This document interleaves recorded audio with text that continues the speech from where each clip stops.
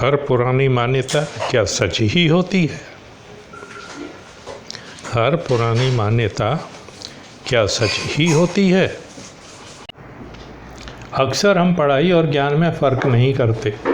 करना भी क्यों चाहिए? हम जानते हैं कि पढ़ाई से ही हमें ज्ञान प्राप्त होता है। इसका मतलब ये भी हुआ कि जो पढ़ाई नहीं करते वो मूर्ख अर्थात अज्ञानी होते हैं। इसका यह भी मतलब निकलता है कि शुरुआत में इंसान मूर्ख अर्थात अज्ञानी ही थे। परंतु क्या यही सच है या फिर कुछ और? आइए आज हम पढ़ाई और ज्ञान के बारे में कुछ जानने का प्रयास करते हैं।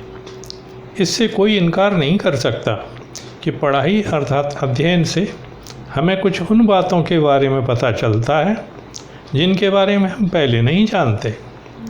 जिन लोगों ने कुछ नया जाना उन्होंने वो जानकारी हम तक पहुंचाने का कार्य किया, संदेश द्वारा या पुस्तकें लिखकर। जिन लोगों ने इन पुस्तकों का अध्ययन किया, शिलालेखों द्वारा जानकारी हासिल की, उन्होंने यह जानकारी उपलब्ध साधनों द्वारा अन्य ऐसे लोगों तक पहुंचाई जिन तक यह जानकारी नहीं पहुंच पाई थी। लेकिन यह जानकारी उनकी अपनी नहीं थी, न ही उन्होंने उसकी सत्यता जानने का प्रयास किया। यह आवश्यक नहीं कि जिसने भी वह जानकारी दूसरों तक पहुंचाई वह सत्य ही हो। पुस्तकों, शिलालेखों और ऐसे ही अन्य साधनों द्वारा जो जानकारी हम तक पहुंचती है उसमें संदेह का कुछ अंश रहने की संभावना से इनकार नहीं किया जा सकता। लेकिन हम प्राप्त जानकारी को सत्य मानकर औरों तक पहुंचाने का कार्य करते हैं। पर ऐसा नहीं है कि सब ऐसा ही करते हैं। कुछ व्यक्ति ऐसे भी होते हैं जो पहले उस जानकारी को परखना ज़रूरी समझते हैं। तो क्या प्राप्त जानकारी को परखने के लिए ये ज़रूरी है कि वो पढ़ा लिखा हो? यहीं से हमारा सामना उस विधा से होता है जिसे ज्ञान कहते हैं। दूसरे शब्दों में हम उसे समझ भी कह सकते हैं। समझ या ज्ञान हमें कोई दूसरा नहीं देता। यह ज्ञान मनुष्य के शरीर में पहले से ही होता है, जिसे हम मस्तिष्क के नाम से जानते हैं। यह एक ऐसा भंडार होता है जो समय के साथ बढ़ता ही जाता है। समझ उस व्यक्ति में भी होती है जो न तो कभी किसी विद्यालय में गया होता है और न ही उसने किसी गुरुकुल में अध्ययन किया होता है। अगर हम अपनी नज़र दौड़ाएं तो हमें समझ में आएगा कि जब अध्ययन करने के लिए कोई संस्थान नहीं थे तब भी ज्ञानी व्यक्ति हुआ करते थे। ऐसे ही व्यक्तियों ने समाज की रचना की थी और उनके लिए नियम भी बनाए थे। यही समाज कालांतर में धर्म बन गए। आखिर ऐसा क्या कारण है कि ज्ञान और शिक्षा में बहुत ज़्यादा अंतर है? शिक्षा का मतलब होता है कि हम किसी दायरे में रहकर जानकारी प्राप्त करते हैं। यही नहीं, शिक्षा में किसको क्या सिखाना है कोई दूसरा ही निश्चित करता है। इसका मतलब यह भी होता है कि शिक्षा देने वाला अपने ही विचारों को प्राथमिकता देगा, न कि आवश्यकताओं की या सच्चाई को।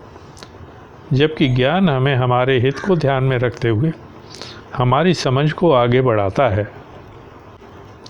उसमें कोई खोट या मिलावट नहीं होती, न ही कोई बनावट होती है। ज्ञान का विकास मानव की प्रवृत्ति के अनुसार ही होता है और यह किसी बाहरी दबाव से अछूता रहता है। इसी कारण से उसमें शुद्धता की मात्रा अधिक होने की संभावना होती है। हमें चाहिए कि शिक्षा हासिल करते समय भी हम अपने विवेक को जागृत रखें और हर बात को इस कारण नहीं स्वीकार कर लेना चाहिए कि यह जानकारी हमें किसी व्यक्ति विशेष द्वारा लिखे ग्रंथ से प्राप्त हो रही है या फिर किसी प्राचीन किताब से। शिक्षा प्राप्त करते समय हमें विवेक से काम लेना और भी ज़रूरी इसलिए भी हो गया है क्योंकि आजकल शिक्षा में स्वार्थ ने घर कर लिया है। देशों के बदलते हालात की वजह से शिक्षा किस प्रकार की दी जानी चाहिए, इस बात का निर्णय भी कुछ चुनिंदा व्यक्ति ही लेते हैं, जो किसी बताई गई समझ को सब पर लादने का काम कर रहे हैं। इसलिए हमें जो भी जानकारी दी जाती है उसे अपनी समझ की तराजू में तौलना बहुत ज़रूरी हो गया है। आप जो भी पढ़ें, सुने या फिर आज से पहले जो भी आपको समझाया गया है उसे अपने विवेक से समझने की कोशिश करें, और फिर आपको लगता है कि वह ठीक है तो अपना लें। हर बात पर प्रश्न करने की आदत डालें, हर बात का विश्लेषण करें और यदि ठीक लगे तभी अपनाएं। यदि आपको वह बात अनुचित लगती है या संदेहपूर्ण लगती है तो उसे अस्वीकार कर दें। हर पुरानी मान्यता सत्य नहीं होती। आज बस इतना ही। फिर मिलेंगे किसी और विषय पर चर्चा करने के लिए। शुक्रिया, धन्यवाद, थैंक्स।